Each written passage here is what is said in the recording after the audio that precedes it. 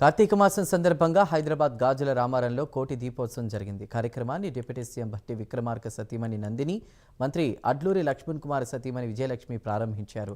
శ్రీ శ్రీ శ్రీ నకులేశ్వరి దేవి సిద్ధిపీఠం నక్షత్రాలయం వారి ఆధ్వర్యంలో వేడుక జరిగింది.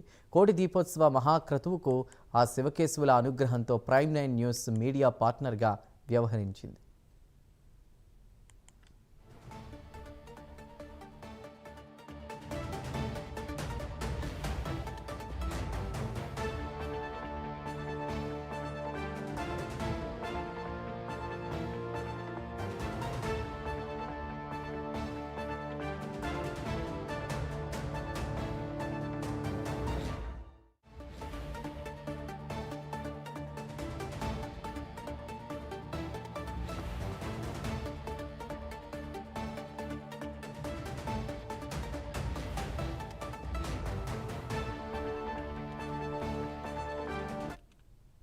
శ్రీనివాస్ గారు ఆల్రెడీ మనకు వేదిక మీద విచ్చేస్తున్నారు.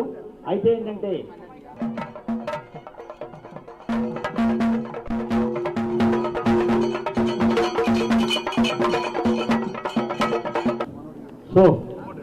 సో లక్ష్మీ శ్రీనివాస్ గారు ఆల్రెడీ మనకు వేదిక మీద విచ్చేస్తున్నారు. అయితే ఏంటంటే